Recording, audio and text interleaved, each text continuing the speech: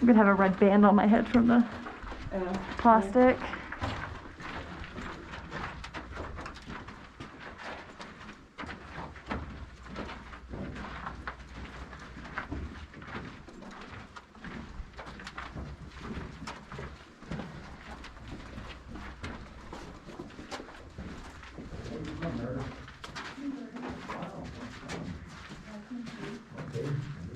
I told a girl out the other day, I said, where are you from? She said, I'm from America. I don't know where they stopped her, but I'll show you the pink in the rock. That pink is what we call cinnabar, which is native mercury. And so we do find some mercury down the lines here. And that's why we recommend that you don't touch the walls or lick the walls down here, because that mercury's not good for you. But anyway, that pink there, that's cinnabar. Cinnabar? It's like cinnabar. That sounds really good right now. Not like touch or like the walls, okay? Cinnabar. Cinnabar. One of the veins of gold here on all the Chapel Lane. It's not exactly like what you see on TV, but that's the vein going right up through there on the side of and that little dark area up there, below that camera, almost looks So, actually the dark pink. purple. And it's in this piece of rock here, doing that purple rock. It's actually weird how it, like, The old timers call How it it fluorine. arches, That's a very good indicator of gold bearing ore. Anytime you find that purplish rock like that, well, there's usually gold with it. And if you have any doubt about it, you take a little grab sample, some of the loose rock out of the vein, and you put it in a small canvas bag like that over there, and you send that up to the assay office, and the assayer, he tells you how much gold you're getting per ton, and if there's enough gold in the rock, well, then you go ahead and mine the vein on out. So, and just to give you a little background on Cripple Creek and Victor, this district at one time, it was all a big volcanic bowl, and when that volcano exploded, why it cracked and fractured this solid granite, and then the gold and the silver were brought up from way down in the depths of the earth and forced up into those cracks and fractures, along with other molten rock from all the heat and the pressure of that volcano. And as things began to cool off, why the gold and the silver and the molten rock, it re-solidified in those cracks and fractures. And that's how our veins were formed in this area. And most all the veins in this district, they run vertically. We very seldom ever find a vein of the gold ore lying on the horizontal. So on these vertical veins, those old timers, they soon came to realize it was much easier to come underneath the vein of gold and mine back towards the surface on that vein and let the rock fall down by gravity, rather than mining down on the vein and having gravity working against you all the time. So they came up with this stope mining, and that is spelled S-T-O-P-E. And this is actually the beginning of a stope here. This is called a raise, but this is a great cutaway view of what a stope looks like when it's in full operation. And you can see the miner standing up here with his drilling machine, and what he's standing on is what we call a drill plank, and that's right above our head here. So that's where you're working up there, is on that drill plank, and you set your machine down on that plank, and then you drill a series of holes up into the rock over your head. You load the holes with the dynamite, and you bring all your equipment out of there, and then you blast the rock down, and it shoots below. So all of that loose rock that comes down the stope, and it ends up in a wooden chute down here at the bottom, and I'll show you one of those down here a little bit. And then it comes out of that wooden chute, and it flows right into the ore car. And just like filling a coal train, you fill the cars full of the rock, and then this is the air tram that took the place of the donkeys, and that little air locomotive that pulls the ore cars back to the main shaft and all. And sometimes when you're blasting that rock down, with some of that rock, it ends up on what we call a bench here, and you have to move the loose rock off the bench and on down the stope into that wooden chute. So this little machine here, it's called a slusher, and it's just another way that we move rock underground. It's kind of like a little mini drag line, but I'll go ahead and show you the slusher, and this thing's kind of loud too. Anyway, here we go.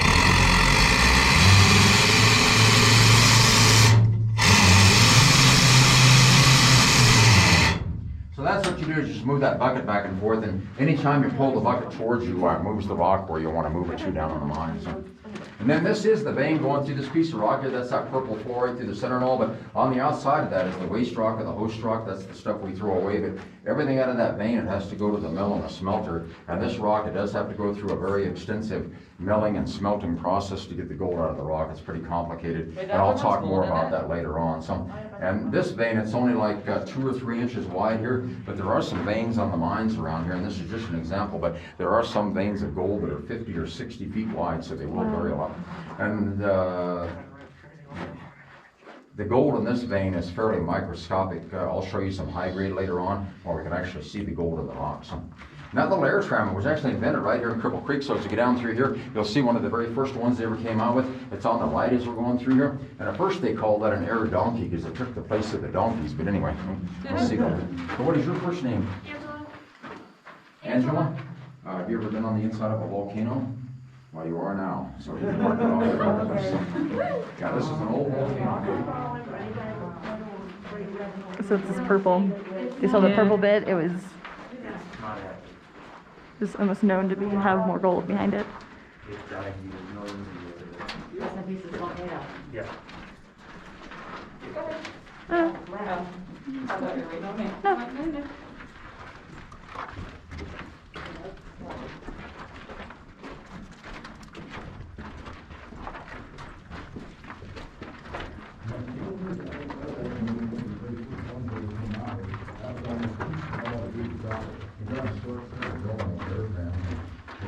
That's our version of Thomas the Train right there.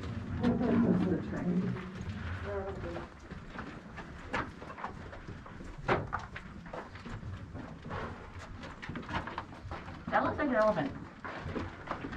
Where did you get an elephant? Where did you get an elephant? Did I thought you had an elephant? And a grass growing.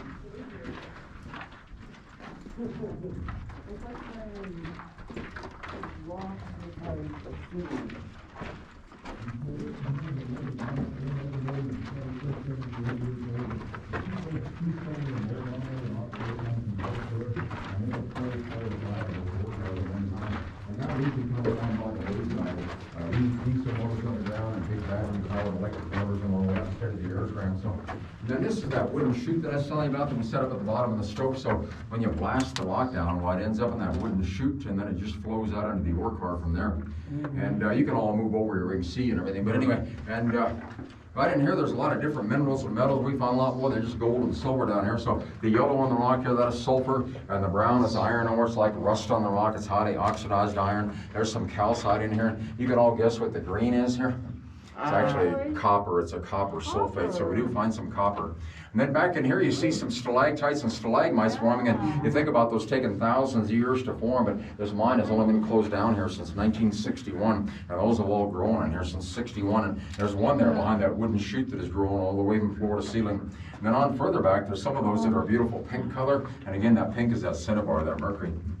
And this mine, it did shut down here in 1961, and the only reason it closed down was the price of gold. It was $35 an ounce at that time, and they just couldn't afford to operate at $35 an ounce, and so they closed the mill and the smelter down. And once they closed that mill down, there was no place to send the rock to have it processed, and so all the mines were forced to close down here in 1961. And this is one of the last mines to close down. But the geologists, they estimate there's still 80% of the gold left in the ground here, so there's still lots of gold, and they are mining. There's a huge gold mine between here and Victor. It's a big open pit mine. Some people will call it a strip mine, but it is open pit. And they can only go so deep in that open pit. And so now they're talking about putting in a big shaft over there, and they're calling it a corkscrew shaft. So it's going to be like a giant corkscrew, and they'll be driving trucks underground. So just a huge operation. But right now, that big gold mine, that open pit mine, they're producing $1 million a day in gold over there, $1 million a day. So it's not all profit, but they're doing pretty well. And if you want to see that, it's only 1.5 miles from here. So when you get back up on top, you go out the front gate of the mine here, and just as soon as you get out the front gate, take a hard right there. It's a gravel road for about 1/2 mile. At the top of the hill up there, turn to pavement, and you get on that paved road about 1 mile, and there's a really nice overlook up there. It's called the Grassy Valley Overlook, and you can look right down at the open pit. And like I said, $1 million a day coming out of that hole up there. What? Is that pink looking stuff that Cinnabon or thing? I'm sorry? Yes, It's Cinnabite? Cinnabon stuff? Yeah, the pink is cinnabar. Yeah, that's exactly Cinnabar. that road. You'll see dark little brown spots all over in here, and that's petrified chewing tobacco. Oh yeah, there's one right there. See that? There's obviously some of a rock. Oh, yeah, Mom. What? Through here. See the column that's forming? Oh, wow.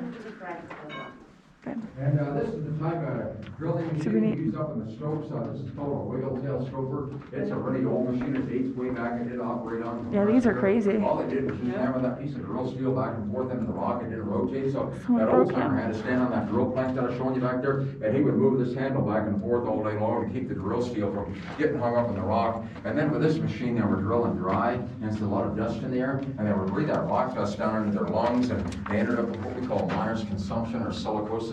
And it's actually worse than black lung like the coal miners get, because this granite silica is really sharp, and so that every time you cough, well, it kind of tears into the lung tissue and all, and does a lot of damage. And so the life expectancy of those early day miners is anywhere from 40 to 50 years old. If those guys lived to be 55 or 60, they were considered an old man in the mines.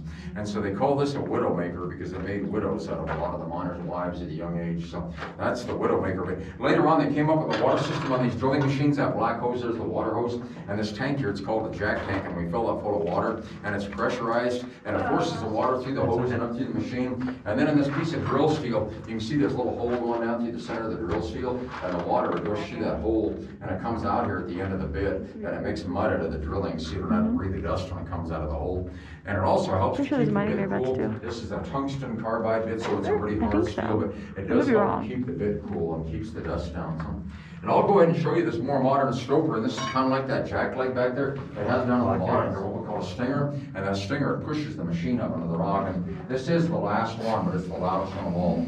Our stinger is giving us a little trouble on this thing, too. Our machines are breaking down here. Okay, there we go. Usually it's faster than that. All right, here we go. So, Colin, you listen to hard rock music all day long, and this is too loud for you? Hard rock. Hard rock, there you go. It's like Jacob's music, Jacob AM, my And AM. I'll take you over here and show you one of the big stoves. Like, that could not be too Black loud. and white Photograph as you go by, because this is back when they were working with candles, and sledgehammers and hand steel all part of that, so those guys were tough back in those days. Okay, take it. Why did you rock? Yeah, there's about a million miners in there, they're all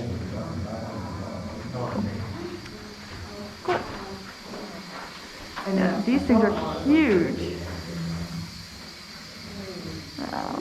Cinnabar.